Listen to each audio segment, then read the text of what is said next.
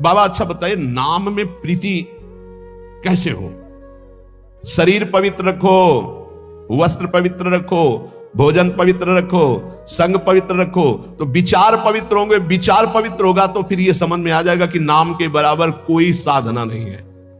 नाम जपने के बराबर कोई साधना नहीं। जो नाम जप करता है उसके लौकिक और पारलौकिक सारी कामनाएं पूर्ण हो जाती हैं और उसको मोक्ष पदवी मिल जाती है। यदि मोक्ष नहीं चाहता तो उसे प्रेम प्राप्त हो जाता है। देखो, जैसे सूर्य नारायण उदय होते ही अंधकार नष्ट हो जाता है, ऐसे नाम का प्रकाश होते ही अज्ञान अंधकार नष्ट हो जाता है। पर ये उन्हीं का होता है जिनकी पवित्र दिनचर्या होती है। शरीर पवित्र रखो, वस्त्र पवित्र रखो, भोजन पवित्र रखो, विचार, आपके विचार अगर गंदे हैं तो फिर नाम कैसे चलेगा अंदर? विचार पवित्र रखो। देखो, हम तो कहते हैं जब प्रातः काल उठो तो खूब नाम जप करो, जब सूर्य उदय हो रहे हो तो खड़े होकर उनका आदर करो, अर्घ दो, दंडवत प्रणाम करो। अरे सूर्य भगवान है, सूर्य नारायण है। ये लोग जो सूर्य उदय हो रहे हैं और सो रहे हैं, उनकी श्री कीर्ति आयु सब धीरे धीरे नष्ट हो रही, वो जान नहीं पा रहे हैं। महाराज जी, कोई कहता है कि ज्ञान श्रेष्ठ है, कोई कहता है भक्ति। अरे बाबा, तुम इन बातों में मत फंसो कि ज्ञान श्रेष्ठ है कि भक्ति श्रेष्ठ है। अरे जिससे संसार का चिंतन छूटे और प्रभु की याद आवे वो श्रेष्ठ है। जो तुम पकड़ पाओ जल्दी करो, नाम जप करो। इसमें मत लगो कि ज्ञान श्रेष्ठ है कि भक्ति श्रेष्ठ है। मर्यादा भगवान के नाम की एक अमोघ है।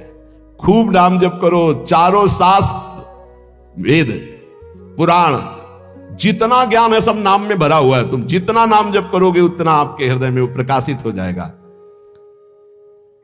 तुम्हारे मन को जैसे विषय खींच रहे ऐसे तुम्हारे मन को नाम खींचेगा। बहुत ध्यान दीजिए, जैसे विषय तुम्हारे मन को खींच रहे हैं, ये भोगूं, ये भोगूं, ये भोगूं, एक दिन नाम ऐसे खींचेगा तुम्हारे मन को, श्री जी से जोड़ देगा।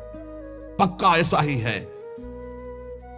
संसार के भोगों की तरफ से जब ग्लानि होने लगे, घृणा होने लगे, तो समझ जाना कि नाम तुम्हें खींच रहा है प्रभु की तरफ। और अगर ऐसा नहीं हो रहा तो अभी इतना नहीं नाम जप कर पा रहे कि तुम्हारे मन को खींच कर वो प्रभु में लगा दे।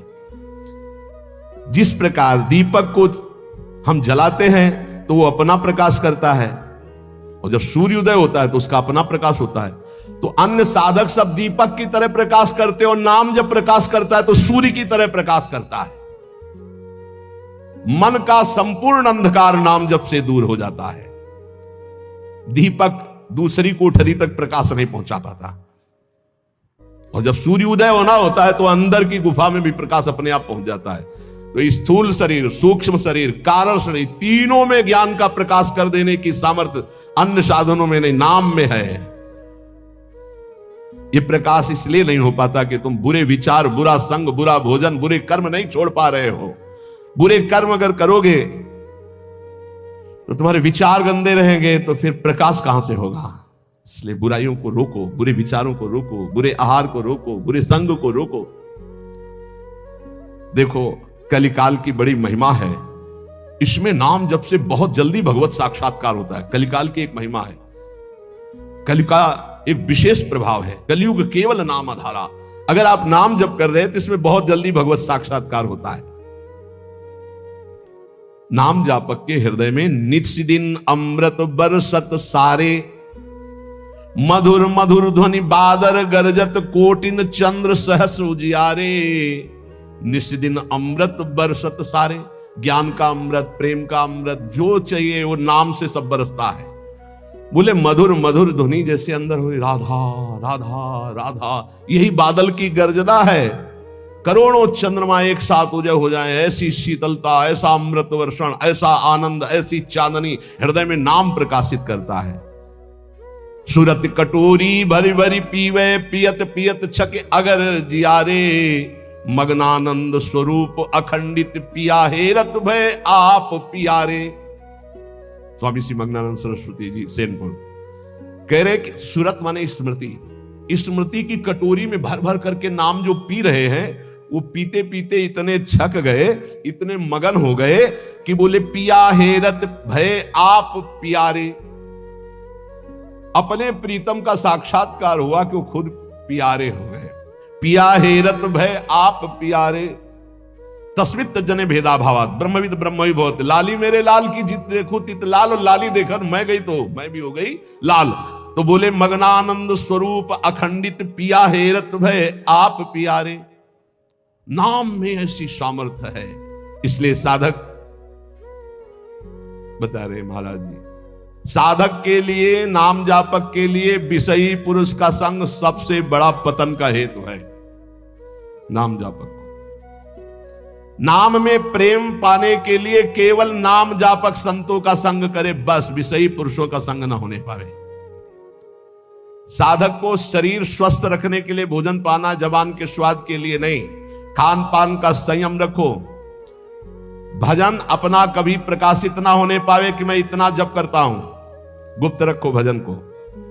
अपने को भजनानंदी बनाओ, लेकिन भजनानंदी प्रकाशित मत करो। भजन से कभी तृप्त मत हो कि हमारी आज की दिनचर्या की 11 माला हो गई, अब तो छुट्टी, मन फंसा देगा। नहीं, 11 माला तो गुरुजी ने कहा, हर समय कहा कि राधा वल्लभ श्री हरिवंश राधा राधा, खाली तो रहना ही नहीं। गुरुदेव से कभी भी सांसारिक वार्ता ना करो। खोटी बातें करने से गुरु की नजर से वो गिर जाता है। जब देखो तो प्रपंच की बात, जब देखो तो उसको देखते ही लग नहीं, कभी प्रिया प्रीतम की बात ही नहीं करता। समस्या ही समस्या, संसार ही संसार। जो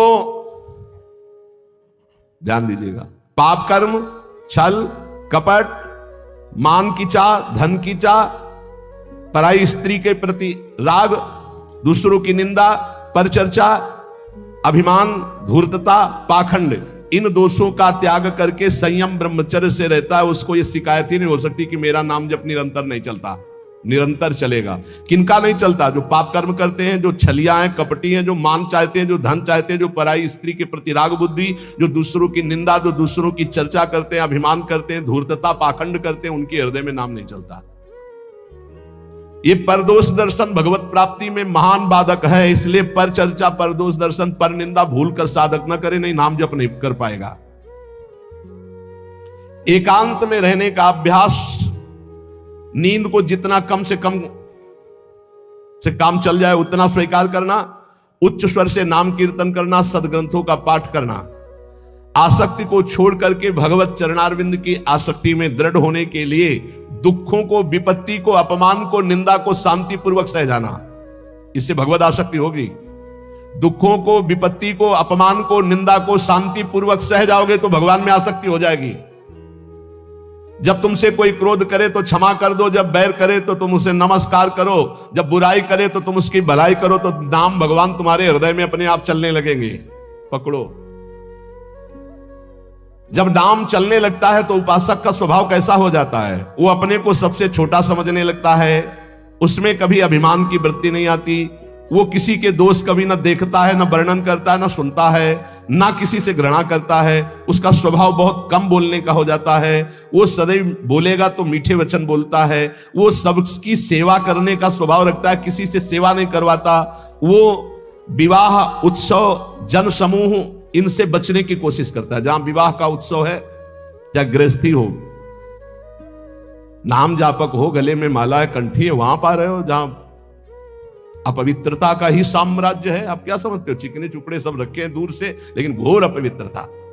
बहुत संभल के जबान को। कोई भारी उत्सव है सांसारिक जन समूह वाला नहीं, पूर्ण भगवत पवित्र जीवन। जो नाम को इन दो से बढ़कर समझता है उसका नाम कभी नहीं छूटता।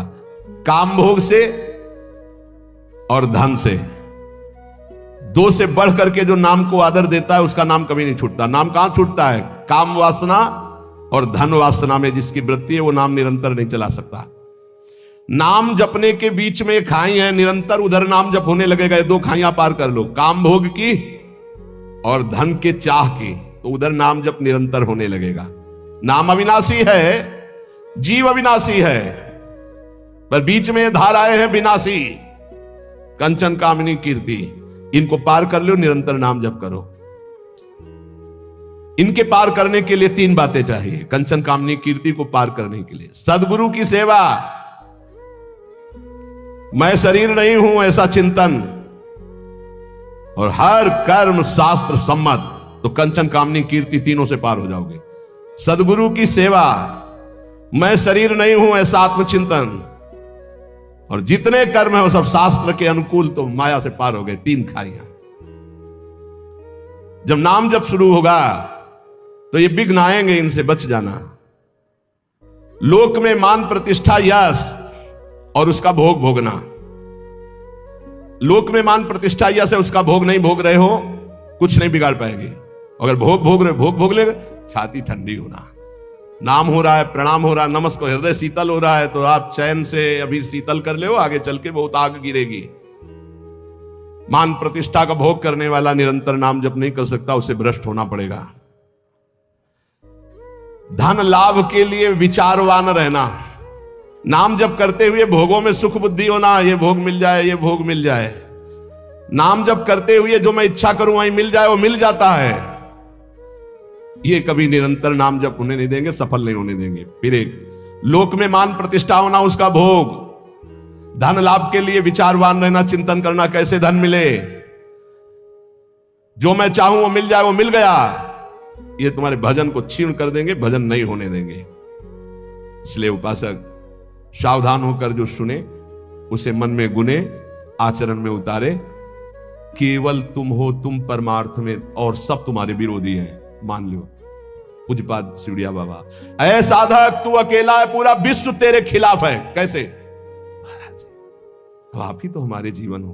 अब गया मन, हुआ ना चिंतन, तो ले गया ना तुम्हारा चिंतन। ये कोई गाली दे के, कोई मान करके, कोई भगवान बना करके, कोई धूर्त कह के किसी भी तरह से तुम्हारे चित्त को खींचने ना पावे। पूरा संसार तुम्हारे चिंतन को खींचने वाला है, तुम केवल अकेले अपने चिंतन को बचा के प्रभु में लगा दो। बस यही सूरवीरता है, यही पूरे संसार पर विजय प्राप्त करना है। और इसी के लिए ये चर्चा रोज हो। इनसे बचो, ये करो, ऐसे सावधान रहो। ये सत्संग केवल भगवत प्राप्ति के लिए। इसलिए हाथ जोड़कर प्रार्थना है, आप अपनी कृपा अपने ऊपर करके ये जो सुन रहे हो इसको आचरण में उतार लो। खूब नाम जप करो। मान लो अभी कोई तुम्हारा नहीं, अभी आपकी नवीन अवस्था है, अभी वैराग्य पूर्वक रहो, खूब भजन करो। आगे चल करके तुम्हें जीवन में बहुत बढ़िया सुख मिलने वाला है। ऐसा आनंदमय सुख जो किसी के संग की जरूरत नहीं पड़ेगी। और आज तुम ऐसे कमजोर बन जाओगे तो कल बहुत रोने वाले हो, कोई तुम्हारे आंसू पोंछने वाला नहीं। यहां जो आंसू पोंछने के लिए आता है ना, वो ऐसा और एक दर्द पैदा करता है कि और चिल्ला के रो। कोई आंसू पोंछने वाला नहीं। संसार में अगर तुम्हारे कोई आंसू पूछे तो बचना, वो पूछेगा कम, ऐसी व्यवस्था और कर देगा कि तुम अभी तो धीरे से रो रहे, फिर और रोगे। ये संसार है। अगर आंसू पूछने के लिए आए तो केवल प्रियालाल आवे तो विश्वास करना, अन्यथा तब तक अपने आंसुओं को पूछने मत देना किसी को। हमारी बात समझ लेना। कोई बहुत प्यार दुलार दिला रहा है, बहुत बच्चों है, उसकी दृष्टि में कुछ तुम्हारे पास जिसके लिए वो तुम्हारे आंसू पूछ रहा है। तुम्हारे आंसू नहीं पूछ रहा है, वो अपनी कोई ना कोई वासना, कोई ना कोई इच्छा, कोई ना कुछ देख रहा है तुम में, इसीलिए। और जिस दिन तुम केवल प्रियालाल का इंतजार, जिसने बांधा है वही छोड़ेगा, जिसने रुलाया है वही आके पुचकारेगा। हमको इंतजार उनका करना है, तब तक रोना बंद नहीं करना है। ए बिन रोए किन पाइया प्रेम प्यारा मीत, एकांत में बैठ के रो लाख समझाते हैं। अपने लिए दुनिया रो रही, बड़े बड़े मोटे आंसू गिरते हैं तो लालच लगता है, ये आंसू तो श्री जी के लिए। श्री जी की चर्चा में कभी नहीं रोना। कितने को ऐसे देखा है, श्री जी की बात पर श्री जी के लिए कभी नहीं रोना, और अपनी जरा सी बात पर तो इतने बढ़िया आंसू गिरते हैं, मोटे मोटे आंसू। अपनी प्रतिकूलता, अपनी अनुकूलता के लिए रोना आता है। ए भाई, ये संसारिक लक्षण है। भक्त के कभी आंसू भगवान के सिवा कहीं और गिर नहीं सकते, ये पहचान है। काट डालो तो भी आंसू नहीं आएंगे, वो उसके आंसू सिर्फ बिके हैं भगवान के लिए। अगर उसके आंसू ढलकेंगे, निकलेंगे तो केवल प्रियालाल के लिए। तो ऐसे बनो, प्रियालाल के लिए रो। संसार में कोई आपका नहीं है। ये हमारी बातें आपको लगेंगी कि हमारे तो बहुत है प्यार करने वाले, तो धिक्कार है भी तुम्हारी बुद्धि तुम्हें धोखा दे रही है। जिस समय पवित्र बुद्धि होगी उस समय देखोगे एक हरि के सिवा कोई प्यार करने वाला नहीं। इसलिए हमारी प्रार्थना मान लो, ये 4 दिन की चांदनी है जो सभा लगी है, ये स्टेशन है। अपनी अपनी गाड़ी आई, छूट जाएगी, निकल जाओगे। तुम भी टिकट लेके बस ऐसे बैठे रहो कि मुझे बातचीत करते हुए समय व्यतीत करना है। किसकी बातचीत? प्रिया प्रीतम की। जाना हमें श्री जी के पास है। पता नहीं आप लोग ठान क्यों नहीं रहे कि मुझे जाना है श्री जी के पास। तैयारी है प्रिया प्रीतम के पास जाने की? तैयारी कर लो, हम कह रहे हैं तैयारी कर लो, एकदम गाड़ी आएगी एकदम। और ये इतनी रफ्तार की गाड़ी है कि सेकंड भर इंतजार नहीं होता कि दस्तखत कर दो।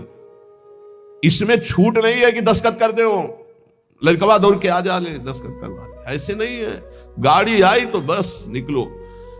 और ये पहले से चयन कर लो, पहले से पता लगा लो, पहले से तैयारी कर लो कि तुम टिकट कहां के लिए हो। कहीं की टिकट है नहीं है, तो फिर जो टिकट मिलती है वो नरक की फ्री मिलती है, तत्काल वाली। पहले से ये बुक कराई जाती है, निकुंज जाना है कि वैकुंठ जाना है, पहले से बुक होती है, और यहां सब निश्चिंत हैं। तो जो टिकट उस गाड़ी में मिलती है एकदम, तो एकदम वाली वो मिलती है, हम आपको बता रहे, नरक वाली मिलती है फ्री, तत्काल।